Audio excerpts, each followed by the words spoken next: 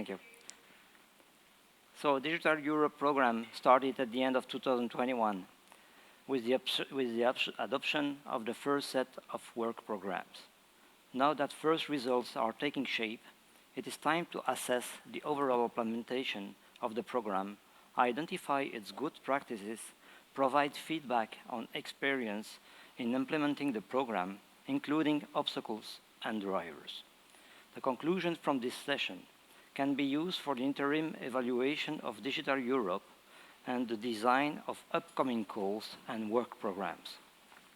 This session is interactive, so feel free to bring your feedback to our panelists during the session.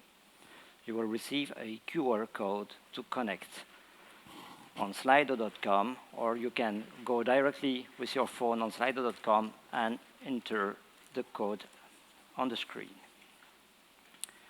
Here is the agenda of this session.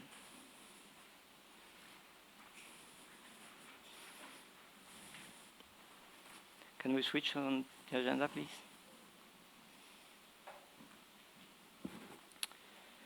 First, we'll hear Mr. Morten Fjelland present his statement on the implementation and main achievements of the Digital Europe program. Then our panelists will discuss and comment 4 main topics related to Digital Europe program: awareness, participation, implementation, and then relevance and flexibility. To make this session as interactive as possible, we'll invite you to take your phone, and you will have some questions to answer during the session. At the end, there will be an audience question and answer, and we'll try to keep as much time as possible for you to interact. Finally, our panelists will share their closing remarks, which would be summarized for the closing session tonight. Now, ladies and gentlemen, let me introduce Mr. Morten Fjelland, Director for the Directorate for Resource and Support in the DG Connect at the European Commission. Morten Fjelland earlier headed different units for both resources, coordination, and policy, mainly linked to strategies for and financing of ICT research and deployment of digital technologies to the benefit of the European citizens, public administration, and industry. I will not be too long, Morten. The floor is yours, and I will make a sign when we arrive at the end, Morten. Thank you. Thank you, Mathieu. That's Mathieu. Yeah. Very good. Can I start? Yeah. Absolutely. So thanks a lot for joining this session. The echo is gone. I felt a little bit like my Saturday evening on a disco there with the echo. Hopefully the sound will stick like this and be a reasonable, pleasant part. Thanks a lot to the technicians in the back of the room. So, Mathieu, you said that this is now starting in 2021, but for some of us, including some of the room, this is actually really from research to reality, because the program started in our conceptual minds quite somewhat before you as beneficiaries and the NTPs and others in the room here started to get really onto it. The conception of this was really back from 2016, 2017, where we looked a lot at what are the, if you will, the limits to what we could do with digital deployment under the well-known Horizon Europe programs. And there were several things we were realizing that we were at the borders of what we could do with the Horizon program. So this is not a program that is sort of born out of needing to do something different than Horizon. This is a program that is actually in supplement to where we knew that we needed to go in terms of actually supporting the digital transition, and not least in terms of actually going to the reality on the ground, which is really the deployment side. So in the next few minutes, and there's a good number of slides, but I understand that they will be available to you afterwards. So some of them I will just leave as an appetizer, and then you can study them in your own time. But I will actually go on as quickly as I can through some of them, so we really get time with the good panelists. We have Janos, we have Emilie, we have Jeanette, we have Simon, we have Bernd. So 5 panelists that come on a little bit later, representing different parts of the Digital Europe program's ecosystem. So the first slide is this one.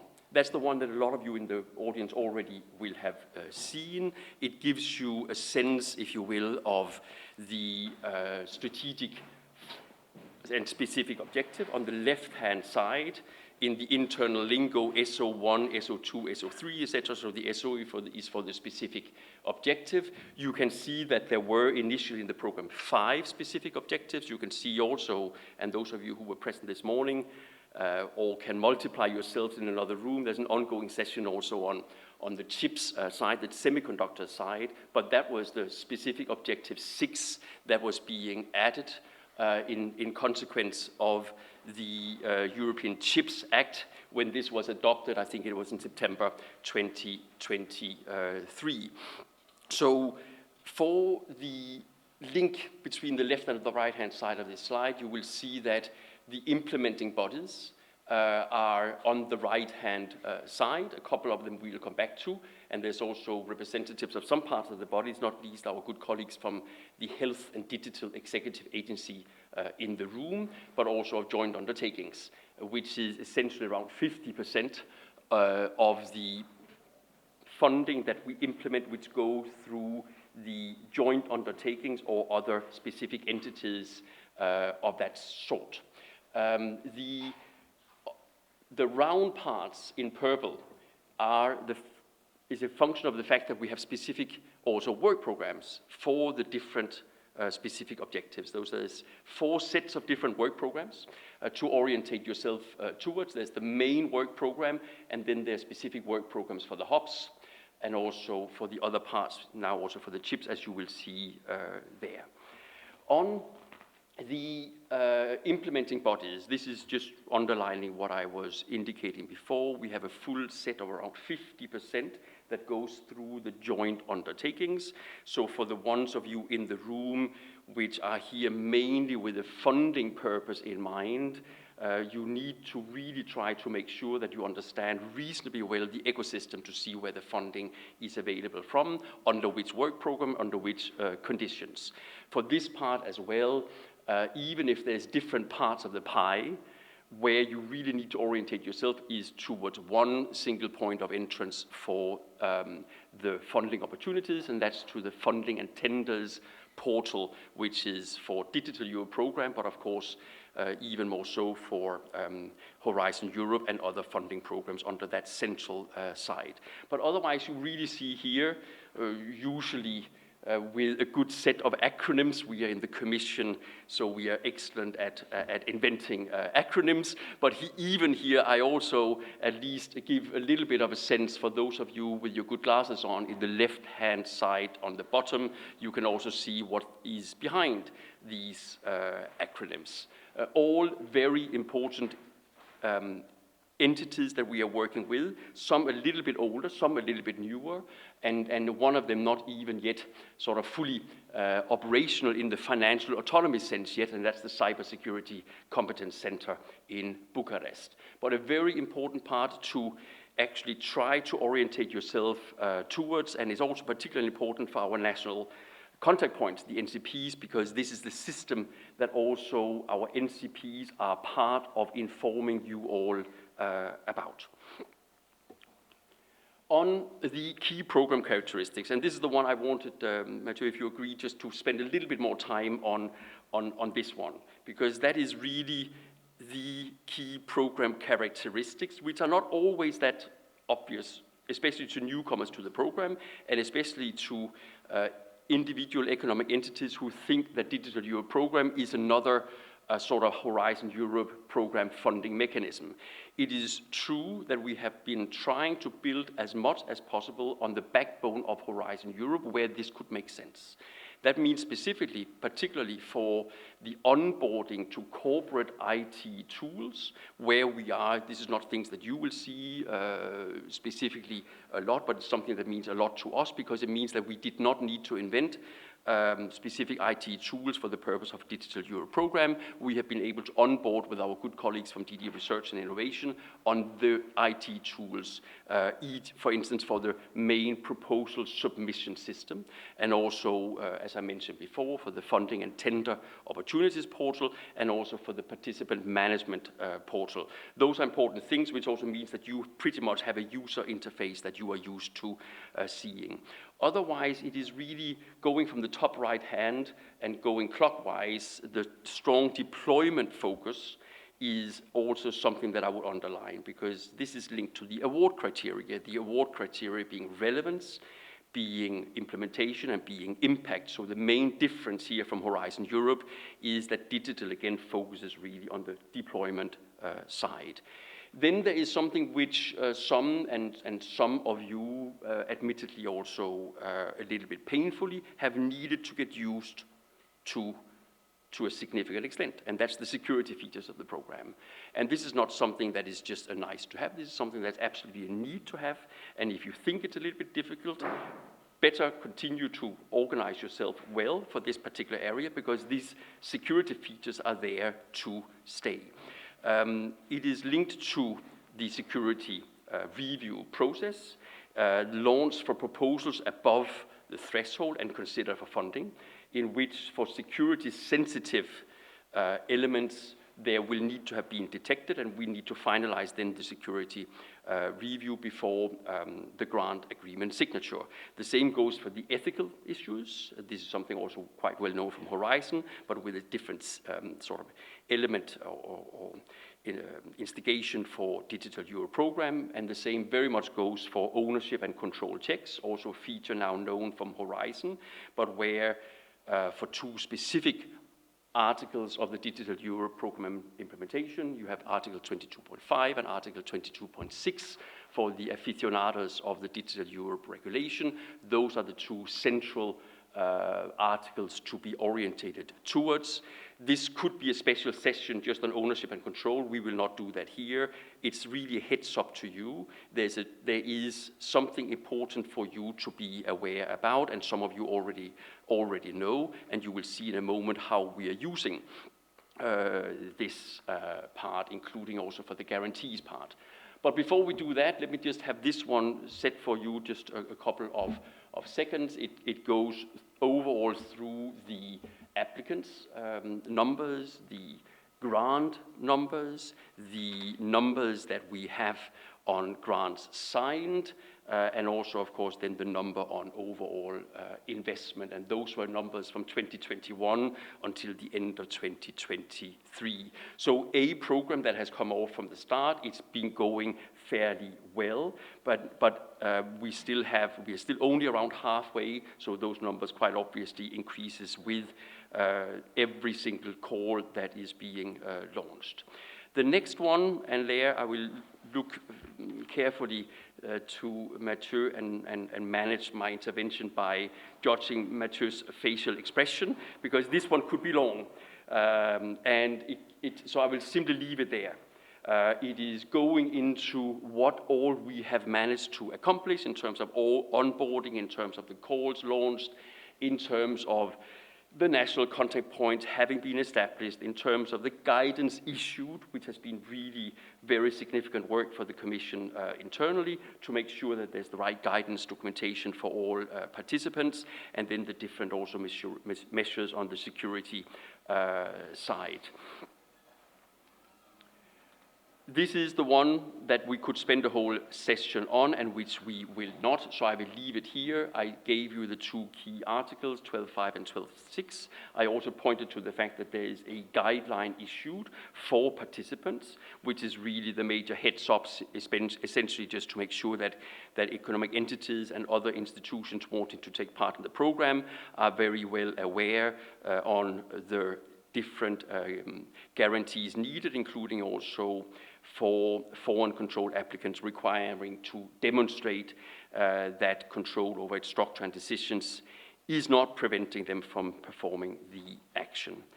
On how this is being used, you can see it here, 30 topics with restrictions, and we have had 40 guarantees approved in the first 2.5 years, 3 years of the program. And this is then where the national contact points also come into consideration, because it is not necessarily an easy program to orientate oneself in. Help is needed, the national contact points, and also other entities that are used to giving information, the European Digital Innovation Hubs being first and foremost in this ecosystem of colleagues around Europe and in associated countries that can inform about the Digital Europe program, is there to help.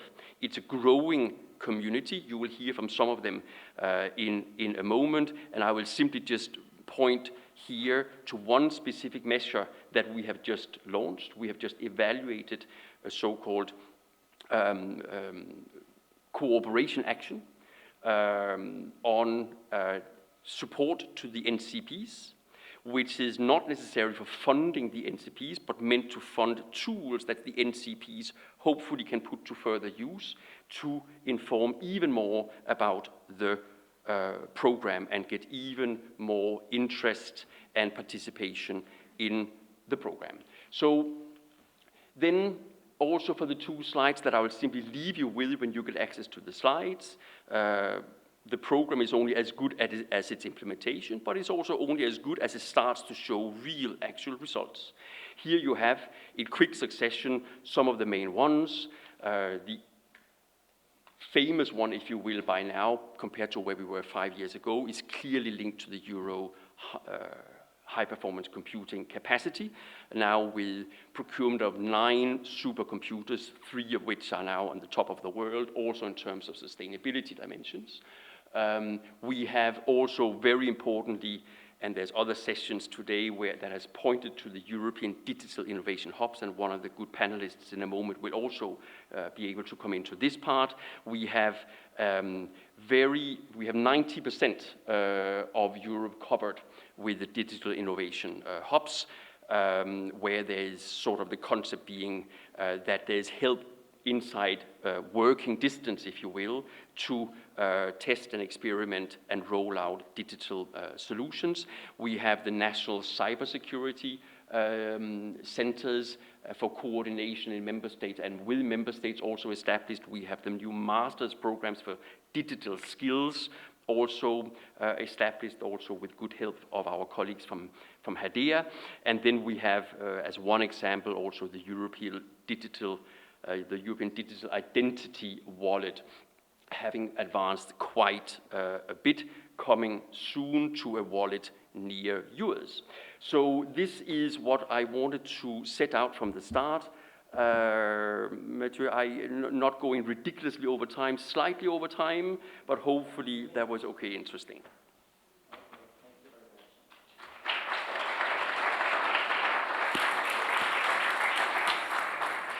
We still have 2 minutes. Thank you very much, Martin. It was very clear. So now, ladies and gentlemen, after this presentation, very clear presentation from Martin, we'll try to put as much as possible time to discuss together. So our panelists will be representing the Commission and NCPs on one side and beneficiaries of the program on the other side. So let me first introduce you, Mr. Simon Verskaren. He's coming from Belgium. He's delegate within Digital Europe Program Committee. He's also policy advisor in Flanders at the Department of Economy, Science and Innovation. He's very much involved in the organization of this very event. Thank you very much, Simon. And then let me introduce János Daszkál. He told me that I can call him DJ later on this project. He's senior project manager at NCP Hungary under the agency MFOI Advisory. He worked decades in the banking, telecom, and oil industry, active mainly in digitalization projects, and he joined MFOI Advisory 2 years ago, and he has been working on DEPS since spring 2023. Now let me introduce Jeanette Nilsson, coming from Sweden. She's AI ecosystem expert at Research Institute of Sweden. with a background as a master's in civil engineering and working with developing companies and the surrounding ecosystem, both national and regional, she makes use of the network and experience to coordinate different ecosystems so more companies and society see the possibilities with AI and work together. Jeanette is leading the AI agenda for Sweden. Thank you, Jeanette. And now let me introduce you Bernd Deutschmann. He's professor at the Graz University of Technology and also coordinator of the Green Ship Edu. Last but not least, Emilie Partoons, coming also from Belgium, Wallonia. She is currently coordinator of the EDIH WalUp, applying to Walloon manufacturing SMEs, and this EDIH is led by Agoria, the Belgian Federation of Technological Industry.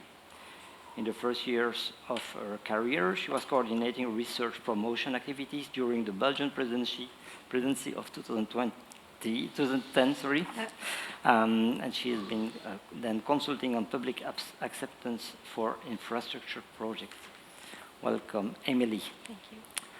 So, thank you, everyone. Morten, you could stay on the stage. Sorry I let you go, but thanks again.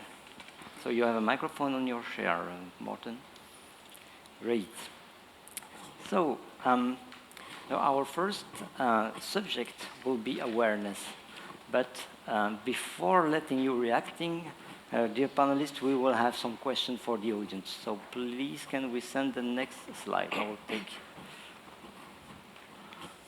Thank you. So, would you please take your phone, scan the code, or go on slido.com and put the numbers there, and let us know by typing what is the type of your organization, please. And we'll see if, yeah, so we have, well, I guess we'll have some NCPs, some people coming from some policymakers, some research, and we hope there are quite a bunch of beneficiaries of the DEP in the room too, but we will see that there. So trade associations, Service Public de Wallonie, research, funding agency. Yeah, we can kind of see how many people are. 27 people, it's not bad. We can do it better. Some more interaction, 31. Okay, we'll keep like 1 small minute now to see what is represented here. A lot of NCP, some SMEs, this is good. And a lot of ministers, no. Okay, so I will just let you like 10 more questions. We see that we have 43 people answering. That is not bad, thank you very much. So the next question is, have you ever submitted an application to the DEP? See here, policymaker, government representative, and NCP, please don't answer. This question is addressed to the beneficiaries. So dear panelists, let's check the number here because we have to react on this. So we have a majority of people that has already submitted an application. We didn't ask if they were retained or not. So how many answers? 21 answers of people having submitted. It's not moving, so we'll see that we have a majority. Okay, just like last chance to introduce. Okay, so the audience, some people never submitted, so 42% of 24, it's like a big 10 people in the audience that needs us to explain them. Third question, what is the extent to which you believe the program is known overall? So this is open to everybody. What is your feeling? 1 is limited awareness, 3 is well known. So what is your opinion? Is the program known I guess by you, but also by the people to which you are working. So we see that a majority of limited awareness on 46 people, so it's quite important. So we have work to do on this. So we have 49 people, 50, so interesting figures. Morten, what do you think? You will react on this, huh? Okay, I think the poll is over and we have quite a clear view. So, before letting you react, I would like to give some results coming from another survey. This one was a survey conducted by HDA on the awareness, and we'll see whether how those surveys are matching.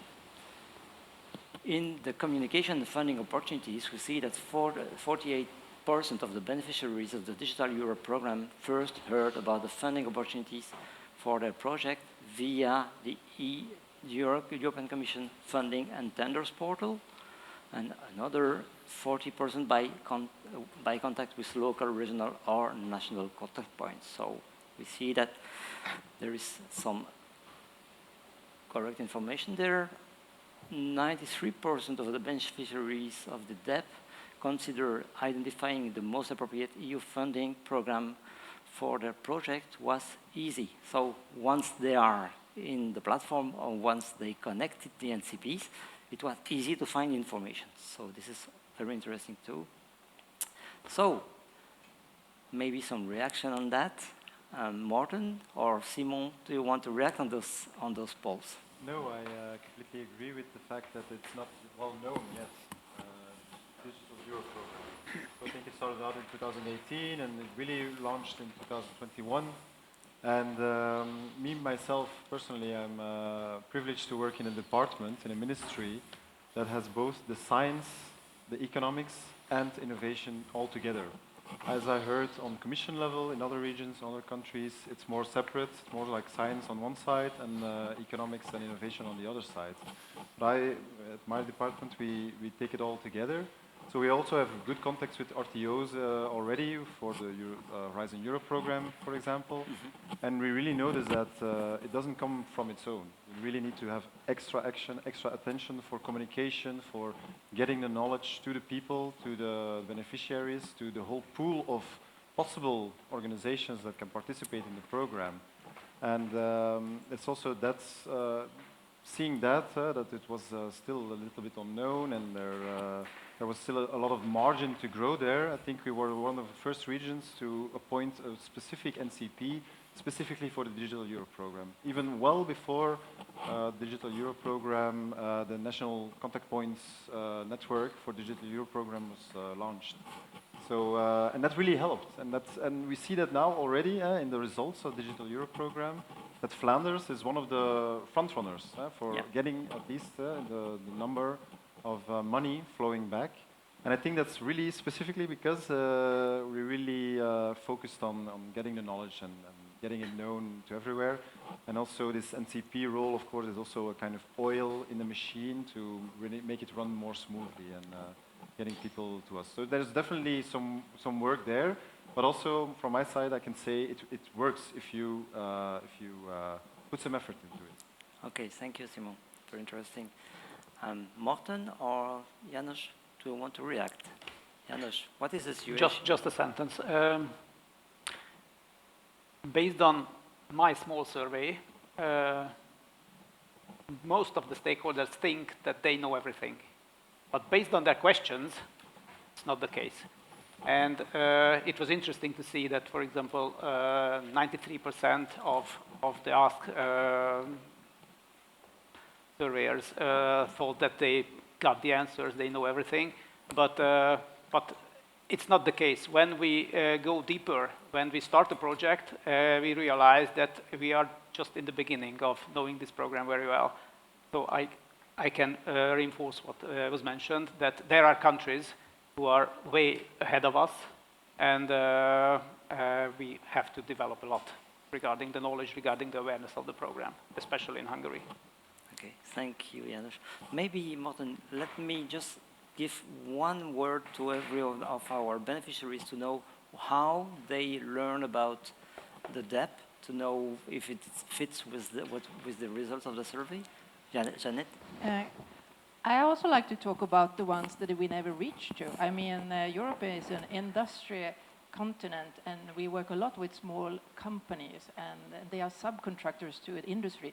So I think it's even more important to talk more about this, how we can work together in Europe, and also to reach out on regional level, because most companies are really on regional level. So I think I really like the concept of this conference, and also all the efforts that we are making now in Europe to try to reach really out, because we have so much good technology in small places, but when we don't connect, we can't help each other.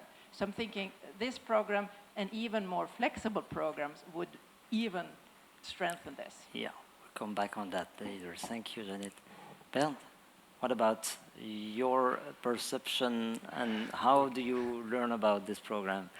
Well, to be honest, I got a phone call. Okay. I got a phone call from an expert located here in Brussels. As a university, we were mainly focused on research projects, Horizon 2020 or Erasmus Plus projects, where it's about the exchange programs of students. So we were not that aware of the Digital Europe program. But this person called me and said, hey, there is an advanced digital skills call, and this perfectly fits to what we are doing at the university. And yeah, from this moment on, we were just trying to find a consortium and writing a project proposal very fast, because we had 6 weeks time left, and in the end it worked out. So it's. Yeah. But I have to say we got quite a lot of support from our national contact point. So if there is somebody here from the Austrian Research Promotion Agency, thank you very much. You did a great job. Yeah. Thank you. No, really, they were. Good work. Good work. Yeah, really.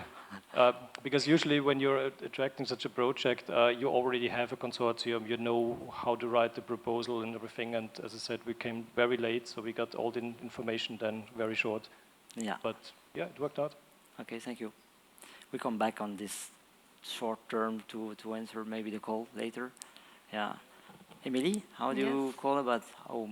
Yes, just in a few words, I would say the region play a very important role as a bridge between the European Commission and the consortium partners.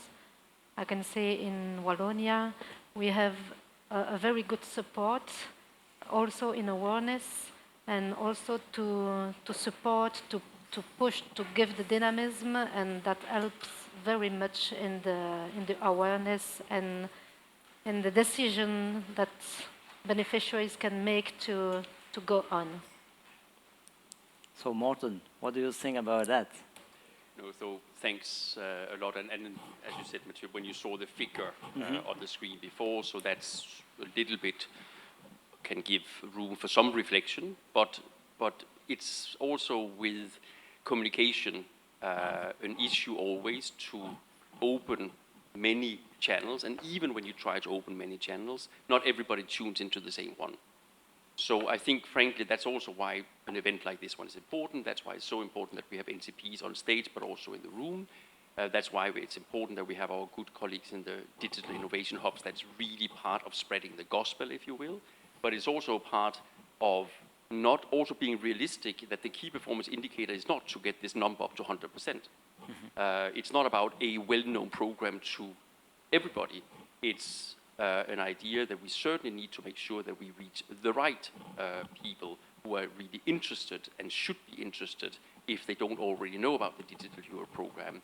So it's about getting more targeted in making sure that the right people in Europe and in associated countries get onto the funding opportunities. We have done a fair bit of work. The launch event, we have established or helped to establish the national contact points. We are now funding the coordination action also for this. We are having good colleagues in especially the health and digital executive agencies that has a little bit more of an outreach capacity than we have in the European Commission services. And then we also need to make sure that we really help the ones who can disseminate and further engage with in the member states, and not only in the member states as such, but very much also in the regions and linked to the ecosystems of interested economic entities. That really would be the part. So I wouldn't go home with this message from the stats in too depressive a state. I would really say it's still a new program. We are not framework. We are not Digital Europe Program 10. We are Digital Europe Program 1. Yeah. They are horizon programs that has been well established. Everything is very well known, and you are doing, including colleagues in the panels here, are doing an amazing job in trying to really reach a better mass for this. So simply, let's rather just continue along the lines we're doing it. Okay. Simon, you Yeah. want to react on this? Because after that we go on participation. Yes, of course, but it might be a good bridge to the next topic. I wanted to just explain that awareness, it's not only for beneficiaries, it's also for investors, people putting in money in the program. Yeah. Because now it was about beneficiaries, of course, but being from a regional role and being that, as you might know, a Digital Europe program often has a pro rata rate, investment rate of 50%. That 50% often coming from national governments, regional governments. Sometimes the awareness there with the people that needs to provide the money, that's also not there. That's also maybe an attention point that you really need to go to the decision makers. Yeah. They need to know also The about policy the makers program. and yeah, So beneficiaries is good, but also people that making the strategies, digital strategies, regional strategies, that invest money, etc. There is also a very big margin to grow, even more than Yeah, the results so we showed. when we see this cloud words, we see that there are people also going policymakers. So very important this 50% participation that we have to take away. Yeah. So concerning the participation, so I think someone has to say something about awareness, or we think we've done it. Okay. So about participation, so the HDA survey has also a question about that. So the level of satisfaction of the beneficiaries of the Digital Europe program is 82%. And we are here 24 on 29 beneficiaries indicate satisfied. So it's a very good number. So we see that when they get to their, the satisfaction is there. Other question raised, considering applying for EU funding again, 97% of the beneficiaries of DEP would consider applying again for EU and HDA, meaning that it's not only for DEP, it's also for other projects. For those who disagree, the main reasons were administrative burden and complex application procedures. So, Morten and Janos, on that aspect, so you can choose the question you want to answer to, but first is, which activities are being conducted to reach the stakeholders and support applicants? So now the awareness is done. How do we get a lot of people going into this participation, Janos?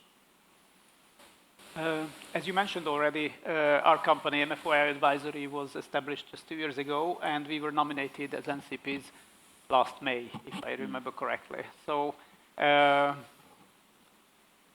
was just a couple of months ago. So these months were just all about awareness building, because it was enough just for awareness building. Awareness building towards MFOI Advisory, so we position ourselves as NCPs, and awareness of the Digital Europe program, of course. To be able to do that, of course, we use lots of marketing activities, so we are constantly developing our homepage, and we, on a daily basis, communicating on social media, especially LinkedIn, of course, but we are on X as well, we are on Facebook, and so on, and so on, and so on. But what is really important for us is the National Info Days, because it's our experience that the National Info Days is the forum, is the channel where we can go really deeply into the topics. As we were nominated in May, the first chance we could organize a National Info Day was in July, which was a nightmare of timing, of course. At the end of July, I know at least 20 people who were taking part in the Info Day online from the Croatian beach. But still, there were more than 260 participators, which is a huge number in Hungary. It's normally somewhere between 50 and 100. So it was good for us for two reasons. First of all, we could inform lots of stakeholders. On the other hand, we could build a very good database of them. And based on this database, we can directly contact these 260 and even more stakeholders. With these channels, we really can communicate the latest news of the programs and really activate them and try to attract them to try and find FOI advisory if they have a project idea. Okay, great, thank you. Morten, which activities do you think will be put in place in order to improve the participation? Or is the number of applications that you showed earlier is already satisfying for you? Do you need, beside awareness, to increase this participation of the companies? And maybe we can, maybe we can join it to the second question. Does the program address the stakeholders you want to address? Clear. Thanks, and I think indeed on participation and opening different channels, we already, several of us, tried to give a little bit of sense of that.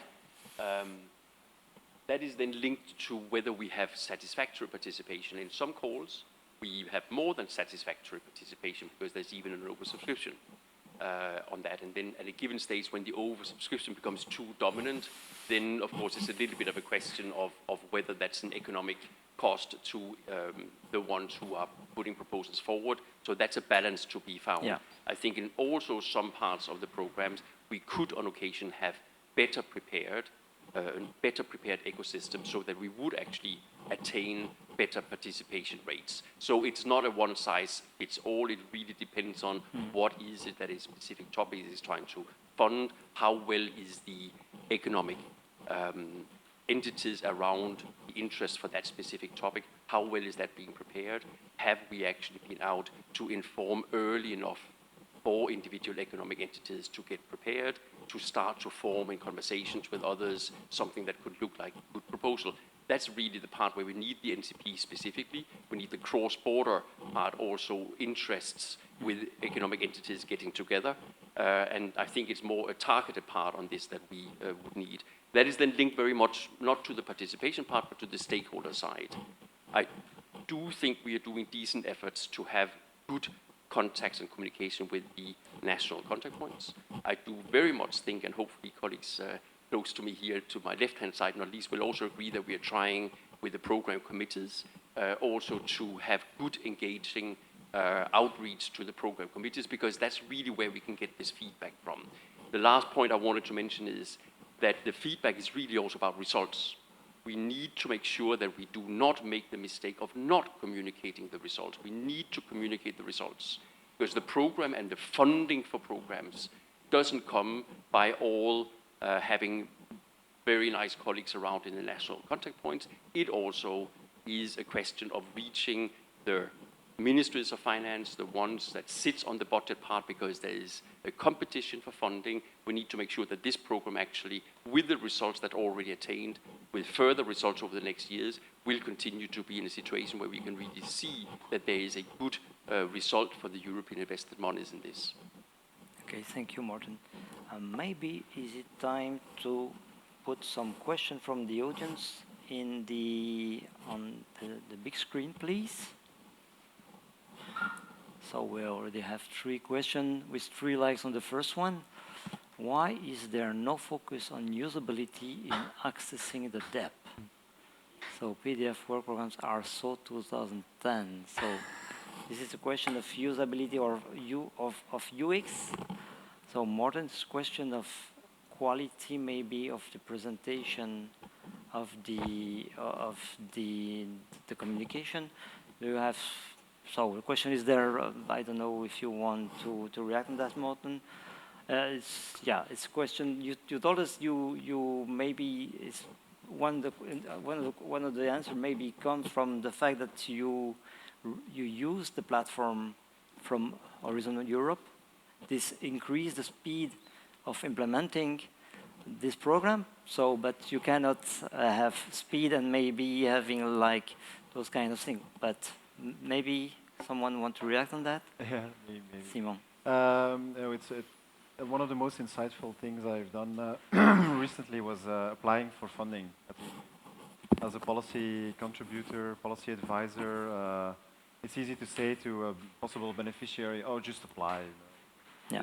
The money's there. Just go and try to get the funding. Why not?" And by now, as you might know, I coordinate this event. So we had to apply for funding at the European Union.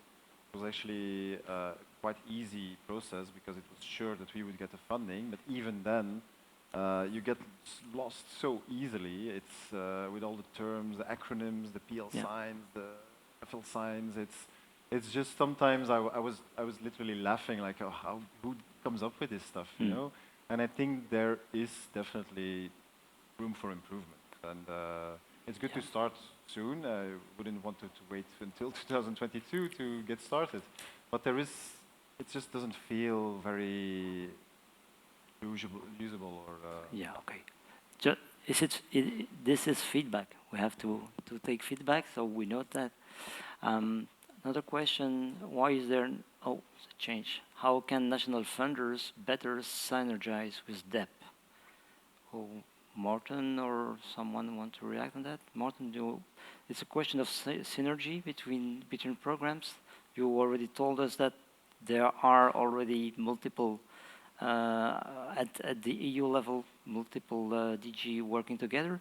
How do you think with the national funders, how could we make some synergies?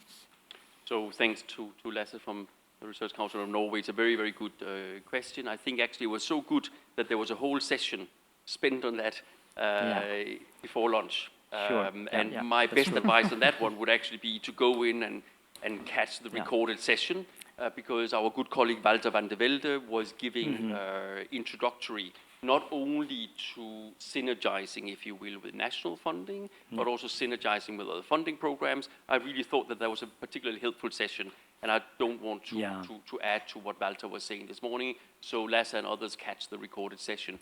On the usefulness or usability that was in the anonymous question from before, I just wanted to point out that there are several of my good colleagues sitting in the room, including in the first line here. So if the colleague who wanted to know more could come up to Elisabeth or others here in the front row, that would be even better, because I'm not sure that I fully understood all parts of that question. So that would be really helpful to get that live feedback here. Sure. So I think we're done. Can I also ask, I'm thinking, I meet a lot of companies, and if you're not used to working together with other companies and then trying to work together with friends you don't know in Europe, it's not so easy. So I'm thinking also to actually, I really like the scope of Digital Europe program, not just working with research, but getting it out so that things really happen. So that's why I'm thinking it has to be more flexible. It has to be much, much, much, much, much more easy. Okay, thank you for the feedback. Concerning the DEP survey, we cannot share the whole DEP ADA survey, but the slides of this presentation will be available on the website, so the numbers we showed will be available. And there is a last question here concerning the fact that are the international consortium favored in this program? I guess the answer is yes, because the idea of creating Europe is putting some people from different regions. Yeah, for me, Digital Europe, I think there's a world before Digital Europe program and a world after. There wasn't any vessel or instrument where there could be such cross-border cooperation on digital policy, and that's just really, really amazing. I really love that. If you think about it, Europe, it's 27 countries. If we all do the same thing, but on our own little island, we just have so much waste, the potential that's being wasted. And with Digital Europe program, now we have this thing that we can, the fruit is there to take, but you have to work together over the border, and I think that's the main goal, to have a shared digital policy. That's, yeah. Thank you, Simon. So we'll come back now to the presentation and discuss about the next question. So I think we've done everything on this question. So now, question to our beneficiaries. Jeannette, we talk about information on the deployments of digital technologies and service. Are they complete? Do you think that how to deploy is very clear for the beneficiaries? I think it's clear if you have been working in another kind of European context. But if it's the first time for you, then you need a lot of help. So I think it's really good that you have contact points and other tools that really can help you. So, also, of course, it shall not be super easy. It shall be easy to apply, but because this is the chance that we have in Europe, actually, to provide a better future, because we know there's going to be huge changes with new tools. So I'm thinking also that the link between regional, national, and European has to be strengthened, and so that it's every national government, everyone thinks of this as the common playground that we normally work together with and help each other. So I'm thinking that is something that we all must do. Everyone actually has to kind of chip into this. Thank you. Does Bern of Emily, you want to react on the other question? Maybe on the barriers? Who wants to react on the barriers for the participation? You already mentioned in one of the presentation slides the administrative burdens. So maybe this is, from my perspective, was a barrier, especially to small companies, startup companies, for example. When we were trying to find partners to join us in this project, it was very easy to attract the big companies because they are already aware of the tender portal. If you are asking them about their big number, I get this message or the answer immediately. But if we were asking small companies, and especially startup companies, if they would like to join our project, it was very complicated for them. They had absolutely no idea about, when I'm asking them, what is a big number, and please provide me your big number. Then another example was, we had one startup company, and they had to fill out this, I think it's called self-assessment LAR document or something, to show the financial situation over the past 2 years or something. So for a startup company, this was not possible because they were not there the last 2 years. So it was a little bit complicated for them. So maybe we can find some ways to make it easier, especially for small companies and startup companies who are not that aware of all these digital programs, to join a consortium. And is it the role of NCP, or who would help you?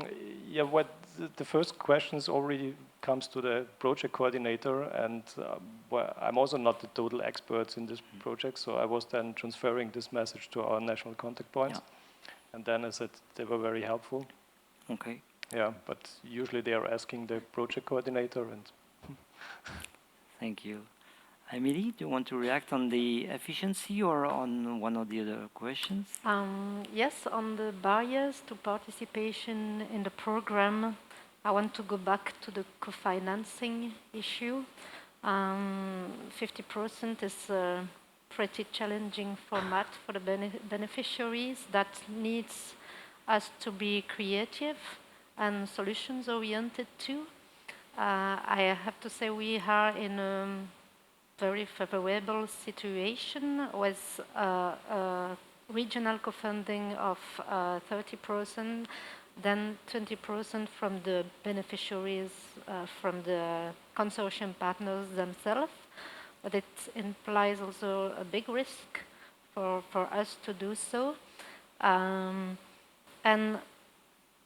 this is a good asset for us, that situation, but however, it's necessary also to put in place a really smooth administrative management of the project, especially considering the state aid issue.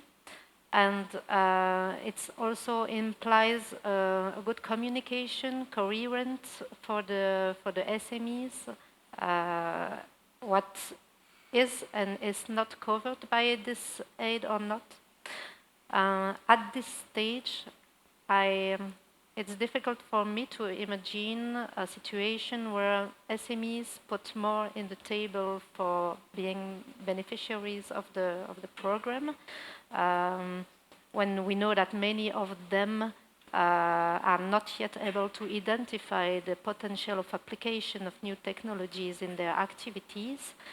So I think some EDIs experienced other funding, co-funding system levels upstream of EDI that could avoid the state aid issue.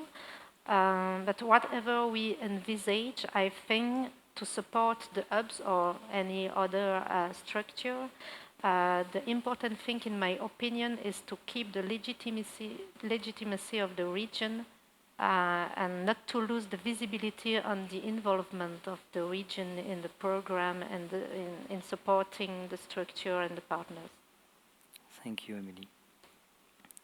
So, we will ask you again, dear audience, to react on two questions now. Were you aware of the Digital Europe National Contact Points network before this event? So again, this time, if you are member, state delegate, EC staff or national contact point, please do not answer. So we have 6 people until now. 9.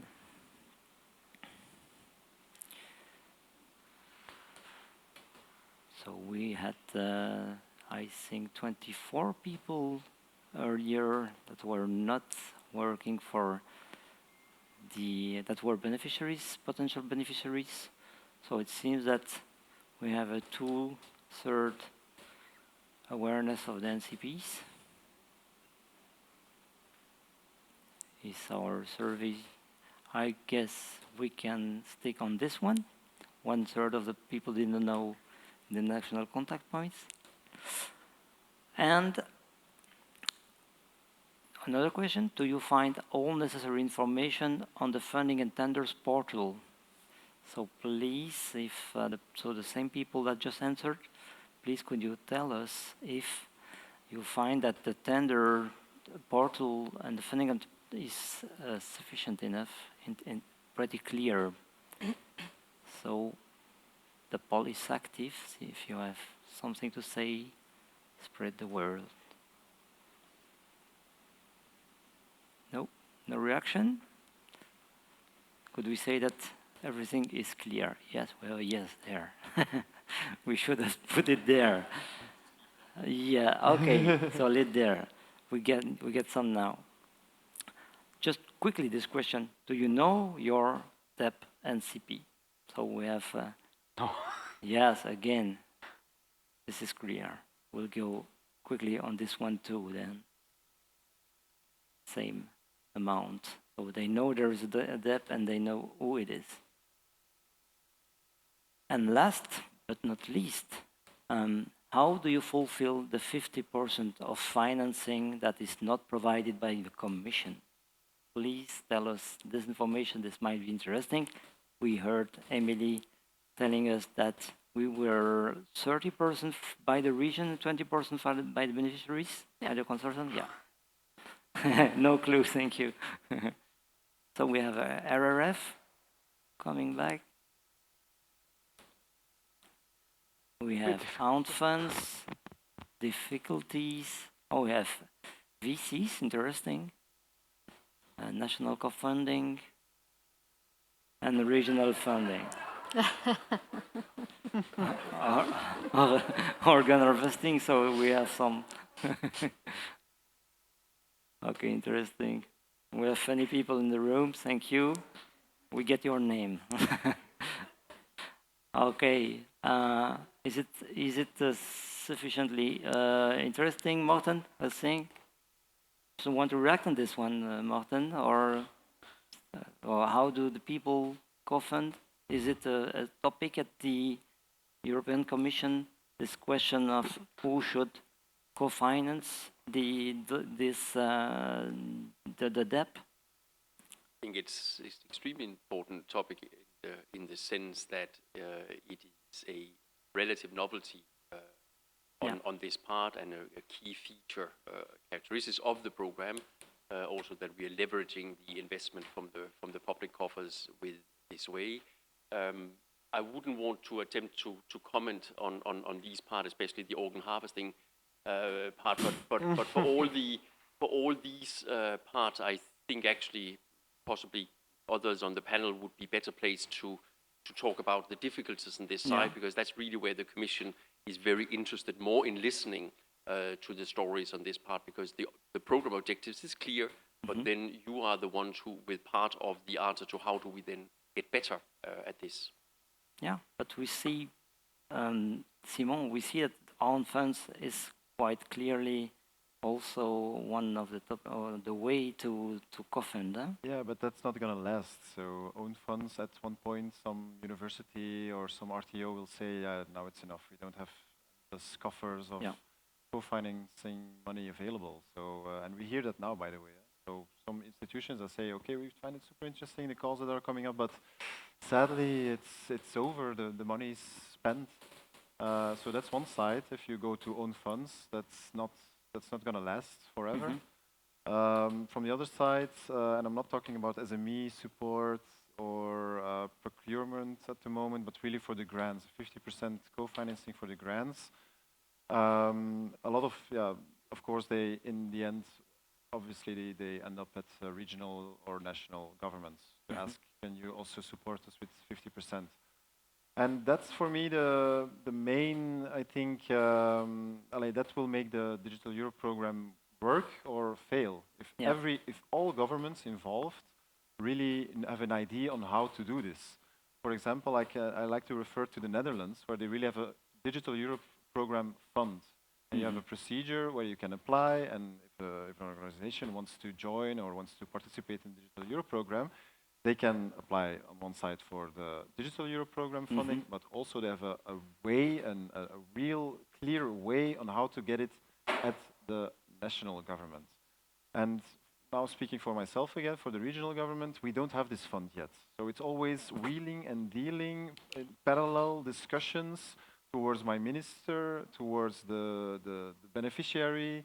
The beneficiary at the same time needs to negotiate this consortium, and this parallel working, and then at the end you come to a proposition where you have the call at European level, you have the subsidy or the grant at regional level, and then you have to jump at the same time. And this worked until now. It's always super fun when it works in the end.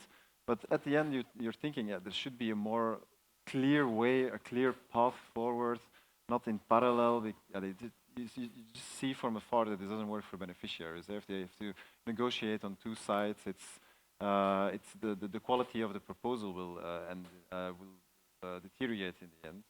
So there's still lots of work to do, and there's also some responsibility for program committee members, for policy contributors, to really get the word out there, so that we also adjust to the program. It's definitely, that comes from two sides. Yes. So can I add something to what you said, Simon? I think that is super important, because that's also something in the target for 2030, that we say it's a common European target. It's not just one country.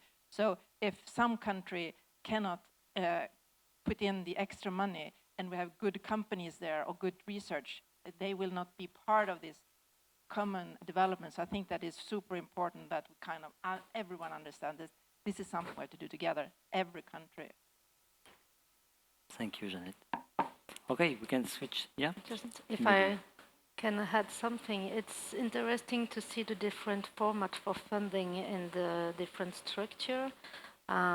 It's a quite new experience for us, and I think for other too. If I can support now that structure of funding, will I be ready and able to support this on the long term too? Personally, we joined the AD to inscribe the hub in the long term, in the long-term view. So for the first 3 years, okay, we are ready to do that.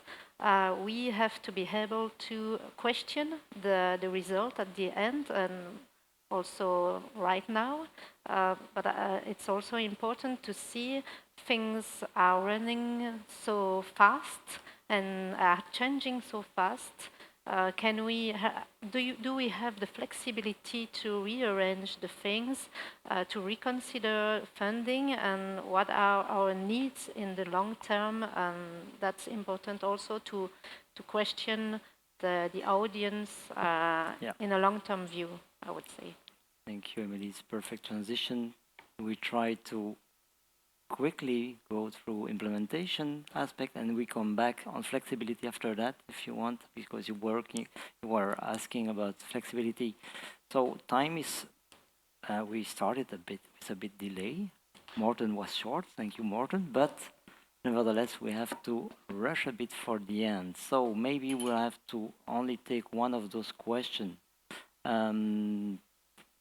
Dear beneficiaries, which one do you want to react on? Ben? Yeah, I already talked a little bit about the administrative burdens. Yeah. So which challenges have been experienced in the actual implementation. So as I told you, this example with the SMEs. Yeah. Administrative stuff was also, there was one document signed in black ink.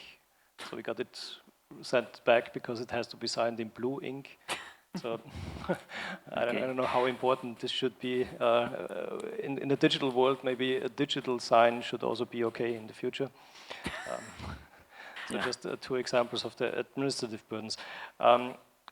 Maybe another example of the administrative stuff is when we were dealing with research projects, and I'm talking to my PhD students, and they are telling me, hey, I did this experiment, and now it's working, and you really see the fire in their eyes.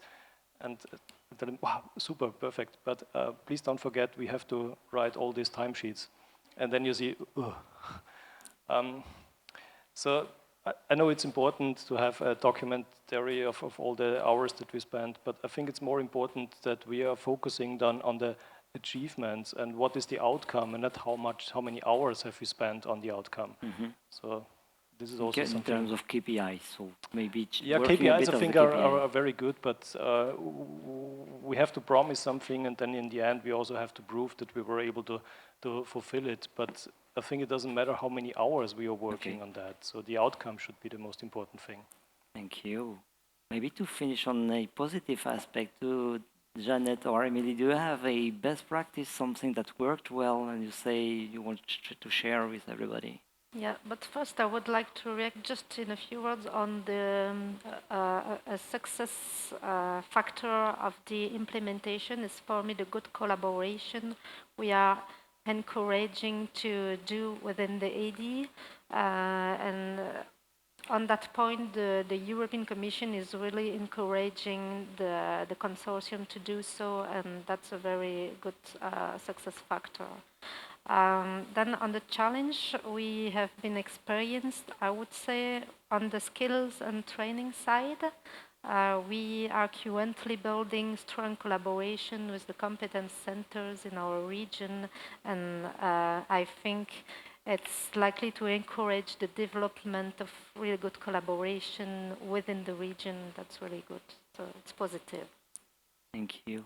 Jeanette? In Sweden, we also work with the test beds and EDICS together much more than before, and also that we see that the joint effort also with high-performance computing and all the focus now on AI and large language modeling is also strengthening the ecosystem, and we then want to be strengthening the European system with that.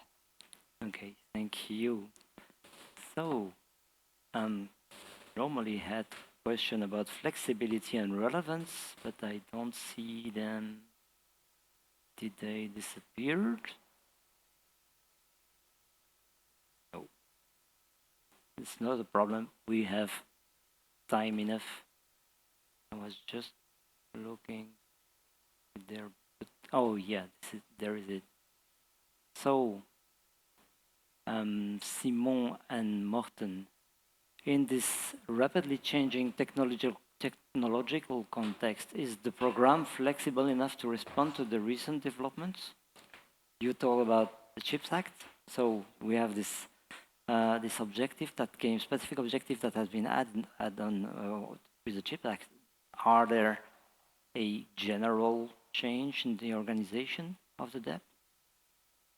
So the CHIPS Act indeed is one example of a program that can adapt on the run, linked to not only a technological advances around chips, but also the political impetus given to the chips and the whole sector, and why and how this became important also politically. And we were able to establish the specific Objective 6 and the CHIPS joint undertaking. Frankly, that against some difficulties, I think we can take some pride in having responded in this way.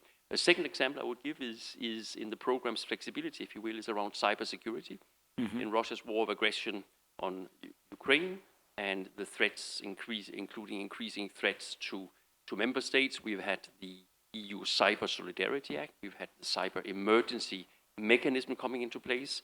And here also the importance of the funding side with the cybersecurity operation centers. So another area where we have been, I would claim, good in responding, and also why on occasion we don't necessarily manage to come out with the work programs as quickly as we would like, because we want to make sure that we're actually spending the money and investing in exactly the right things with the right political impetus.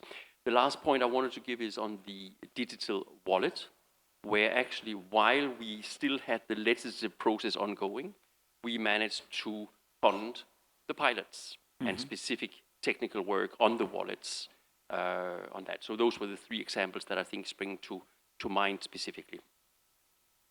Yeah, I wanted to talk about that flexibility. I also wanted to maybe counter push a little bit with the demand for flexibility, because if you're being really realistic, if you see the funds, the Digital Europe program, it's on the level and the scale where it's at, that it's not possible to just have like this big fund where flexible amounts of money can be spent on certain things that come up or go away and come and go away again, is being hyped or not.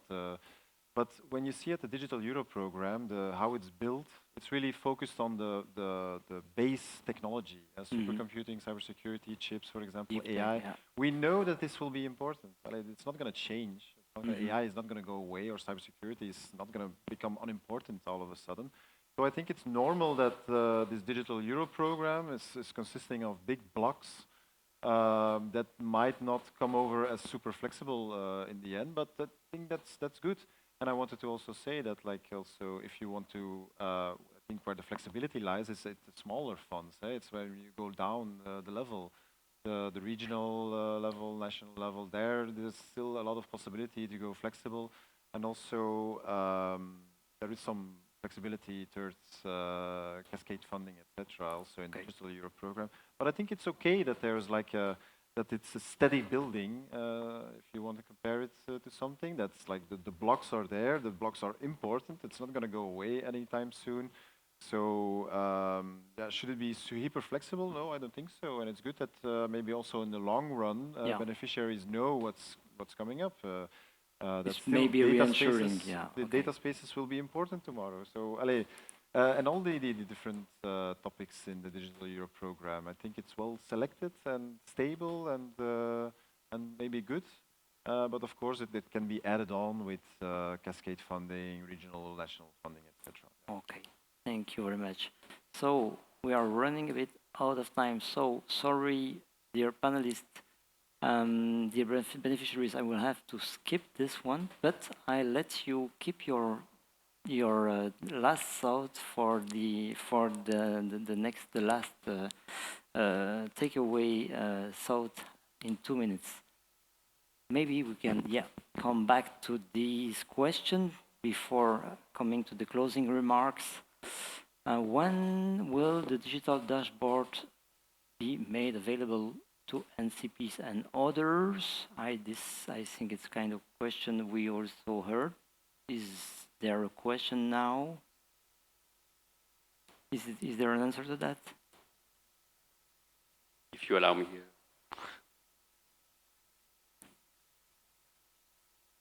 So, program is new, huh? We all know. All right. So we had developed the digital dashboard for the program committee. So it was a very important step for a completely new program. And now we are working the next step, that it is to have a version for NCP and others. It's under process, but a dashboard is also the work of all of us working on Digital Europe, but it's also in collaboration with central service. So we are on the next step. So I cannot give a date, but I know the requirement, and yes, accelerate. Okay, thank you. And maybe this feedback could help. Where can we find a depth survey? Okay, I already answered this one. The program needs an elevator pitch for businesses. Is it not clear? It is not clear what the business model is for participating. Does someone have an answer for that? If no small companies do research, and as we said, that this is kind of an investment for a company to be part of, and we are often addressing small companies. So that's what I'm meaning with the flexibility. If I'm a company, I go into a project and it's 3 years, and then after 1 year I see, okay, there are no money in that direction.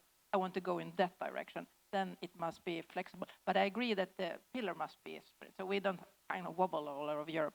But so I'm thinking that is a problem that I hear that often, that I can't commit to something and say what I'm going to find out in 3 years, and after 1 year, okay, now ChatGPT is one. I'll go in this direction instead. Yeah, it's come also with what Bernd told us. Maybe it's a question of skills inside the companies in terms of financial projection and business modeling. So we have, thank you, Jeanette. And we also have this question about what is an elevator pitch for public administration.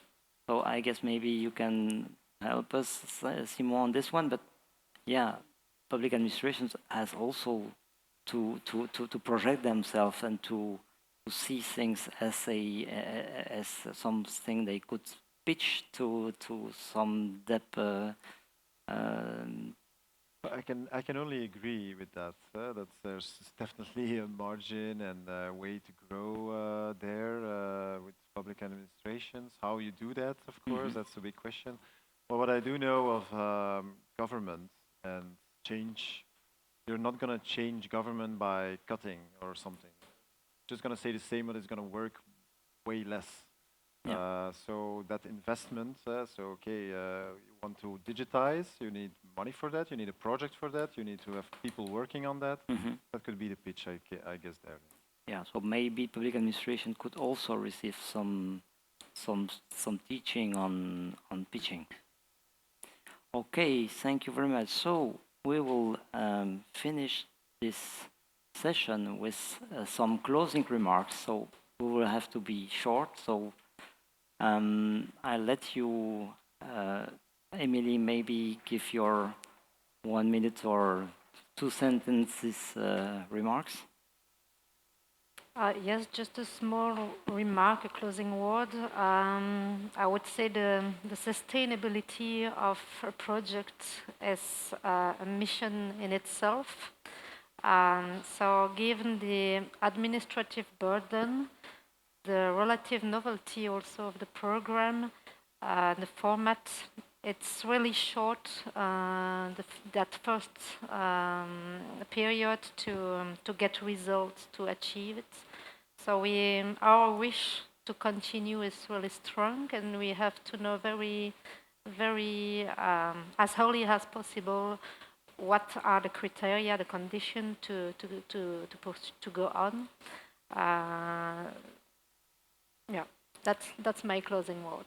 I think it's important for us to inscribe it as a long term. Bernd. I think all the initiatives that we have are very great. CHIPS Act, JEU programs, perfect, so congratulations to that. But all these projects and all these achievements that we will gain in the future can only fly if we have enough skilled workers. And currently, as a university professor, I have quite a lot of information about the students, and all over Europe, we do not have that many students anymore in strategic areas like electrotechnical engineering or computer science or something. And so here, all the projects, they are strangling a little bit if we do not have enough skilled people. And I'm really missing projects who are really attracting young people. So where are the motivation projects for pupils? Not many pupils are aware that microchips that we need for supercomputers are produced in Europe, designed in Europe. So there should also be a kind of image campaign to raise the awareness of young people. Yes, thank you. I think this transformation that we are in to now, that everyone has to change. So I think the most important thing is now to have tools and test, because we are now transforming. Thank you, Jeanette. I just would like to mention two things and don't want to repeat others because lots of aspects already we heard. The first one is based on one of my quite small surveys among the stakeholders. There are fears or at least worries about the intellectual property issues. And it's not just Digital Europe related, because in Horizon Europe project or Defense Fund project, it's also heard. So maybe it's a perception, but still this perception exists, at least in Hungary. So I think we have to deal with this question. We have to have clear communication and clear solution on that perception. And the other one, because we, let's say, try to collect all the things what Digital Europe should change and improve.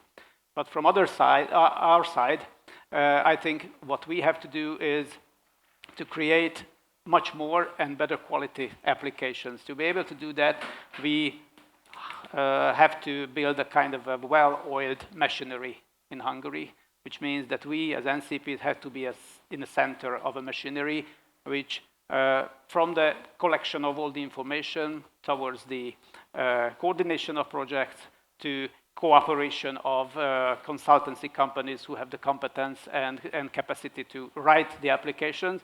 So this machinery will produce lots of applications. Thank you very much. Thank you. From my side, 2 points. First of all, I wanted to express my full support for the program, Digital Europe program. I think that's a very important step for Europe to take. And it's the way to avoid those little islands I was talking about, where everybody has their own digital strategy and there's often double work being done everywhere in all over Europe. So I can't stress it enough. I think the Digital Europe program is very important and needs to be continued and maybe expanded upon. That's very important because you need that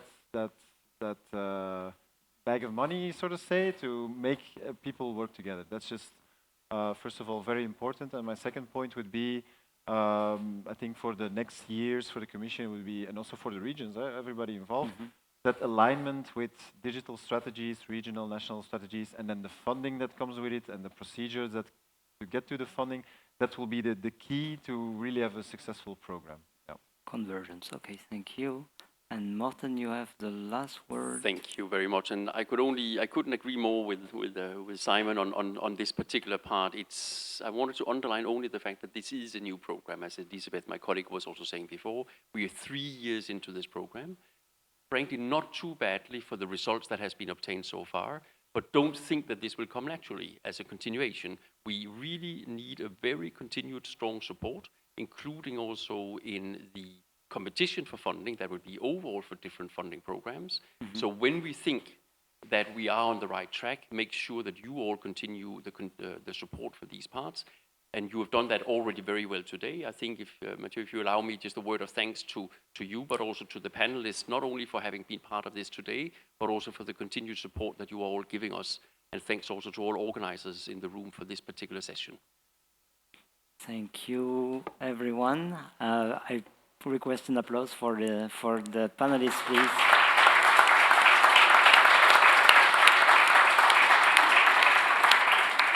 So we are done. So we'll let you go to your to your next session. Thank you very much. 진행을 만들죠. 전화 됐습니다. 네,